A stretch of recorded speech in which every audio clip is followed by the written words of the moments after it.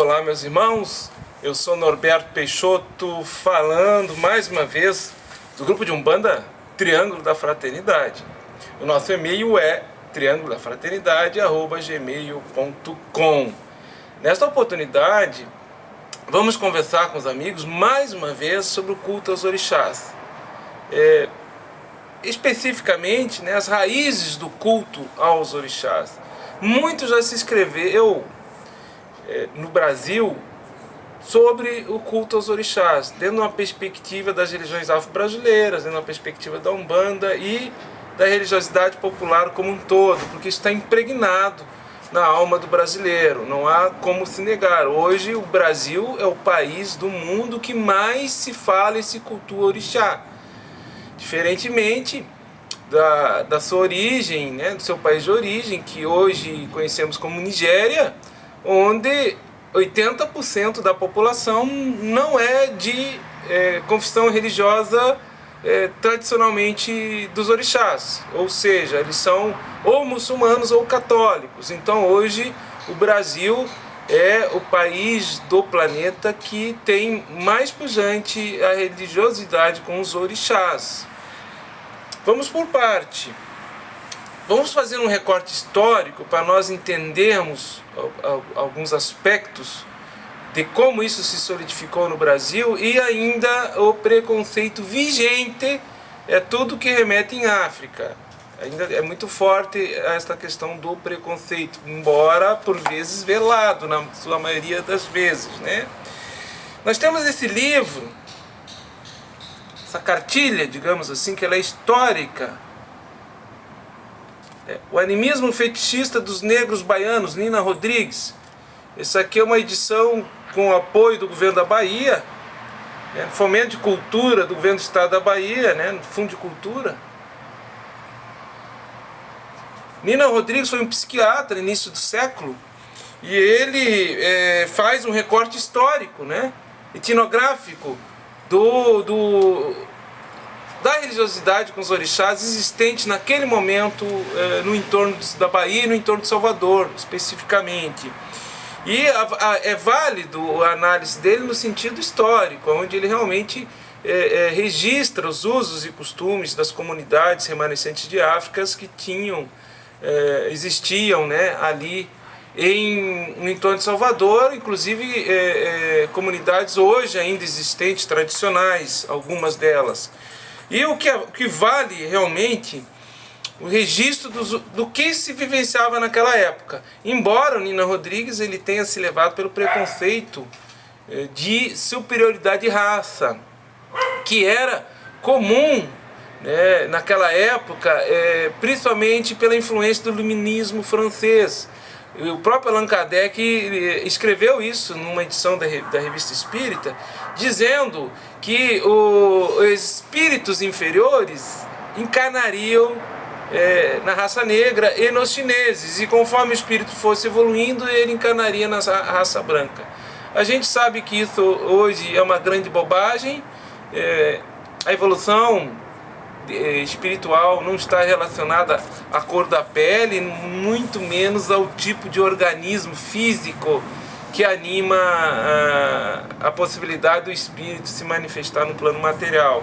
Então, por influência da época, isso é passado para o texto do Nina Rodrigues. Mas o que ele nos diz, por exemplo, nesta obra, e ele estuda os ritos da época, a prevalência da cosmogonia Nagô em relação a outras cosmogonias, como por exemplo Angola e outras, que ela seria mais profunda e que prevaleceria sobre as demais, especificamente até pelo fato da Bahia ter tido uma imigração maior de negros oriundos da religiosidade Queto-Nagô, iorubana, e que houve absorções e reinterpretações no Brasil.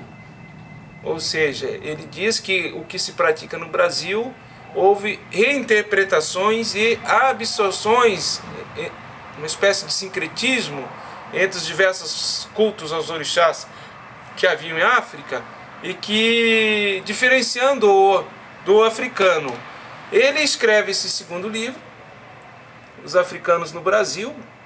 Também dentro da antropologia das religiões, é um clássico, né? Um livro bem encorpado, com bastante notas e dentro do contexto de época que causou impacto.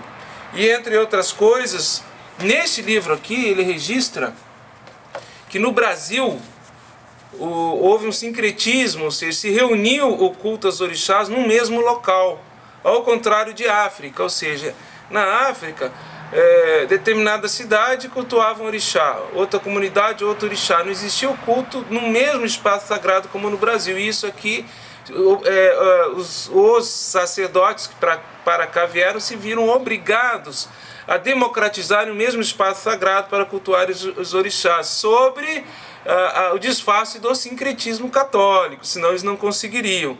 Em África, o culto é descentralizado, né? E ele é controlado, digamos, por um poder central, que é a confraria, uma irmandade, uma espécie de maçonaria dos babalaôs, né? Os antigos pais de segredo, ao contrário do Brasil, que cada sacerdote faz o que quer. Então, no Brasil, o culto aos orixás ele se torna descentralizado, fragmentado. Em África e no Brasil reúne todos os orixás no mesmo espaço sagrado. Em África, um poder centralizado, que é essa maçonaria, essa confraria dos babalaôs, que se sediava de Ilé-Ifé, ali aquela cidade de Ilé-Ifé, para os demais, né? Um poder central que controlava, principalmente nos aspectos do código ético e moral, né? Do culto aos orixás, que isso no Brasil se perde. Nina Rodrigues fala a perda dos códigos éticos e morais originais africanos, e ele aponta uma promiscuidade em função da pressão ou da necessidade da sobrevivência do negro, principalmente após a abolição da escravatura, que aí o culto entra numa espécie de promiscuidade, não só no aspecto ético, mas também questão sexual e outros pontos que ele aborda, que infelizmente acontecem até o dia de hoje. Então, podemos afirmar que o próprio processo da diáspora no Brasil, dessa raiz africana, dos orixás, Ketu, Nagô e Yorubana, que veio para cá, ela sofreu reinterpretações, absorções, e houve uma quebra ética, moral, dentro da raiz original africana, que está sendo retomada nesse momento. Vemos várias frentes que a sabedoria de Fá vem balizando esse código de ética em relação ao culto aos orixás, e que nós, do grupo de Umbanda Triângulo da Fraternidade, bebemos dessa fonte. Muitos até nos dizem que a gente faz uma Umbanda Nagô. Na sua periferia, nos elementos de rito, sim. No seu núcleo central, nos seus fundamentos, não, porque nós seguimos as diretrizes do Caboclo das 7 Encruzilhadas. Em relação ao preconceito, ele foi tão forte no Brasil, e ainda é, mas historicamente foi tão forte que se criou orixás novos aqui no Brasil para negar a origem africana. Se buscou beber em outras fontes, embora os estudos etnográficos da antropologia das religiões, com fortes registros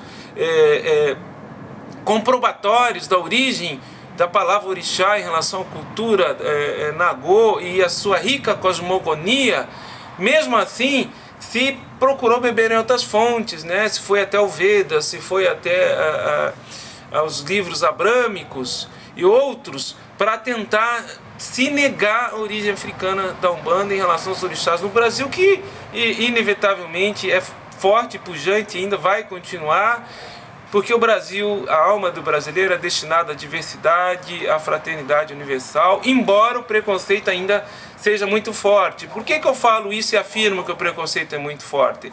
Nós fizemos uma pesquisa em relação a isso aí. Nós comprovamos. A rede social Facebook, onde o grupo de Umbanda Triângulo da Fraternidade mantém a fanpage Pérolas de Ramatiz, quando a gente faz um post falando de orixá, falando de religiosidade na Umbanda, e de orixá, e de mediunidade, que a gente bota nesse post imagens brancas, judaicos, cristãs, nós temos um número de compartilhamentos e de curtidas. Agora, quando nós fazemos esse mesmo post, guardado um tempo após, esse mesmo post, esse mesmo conteúdo de texto, com imagens que nos remetem à África, ou de africanos ou de orixás africanos, o número de compartilhamentos e de curtidas cai vigorosamente, demonstrando que essa imagem estimula o que nós temos no nosso subconsciente enraizado, né, por uma prevalência das religiões etnocêntricas que se acham melhores que as outras, de preconceito em relação a tudo que nos remete em África. Então cabe aqui a nossa reflexão que evolução ética, moral, bom caráter não está relacionado à cor da pele, não está relacionado a uma raça. Infelizmente, como eu vi um tempo atrás aí no encontro espiritualista, o modelo de raça superior de outros planetas seria de olho azul, cabelo aloirado e pele branca. Infelizmente, isso está no nosso subconsciente, muito forte ainda, enraizado. Eu sou Norberto Peixoto, espero ter compartilhado alguns estudos, algumas interpretações pessoais que nós temos feito em relação à raiz do culto aos orixás no Brasil. O nosso Saravá Fraterno, até a próxima oportunidade, meu irmão.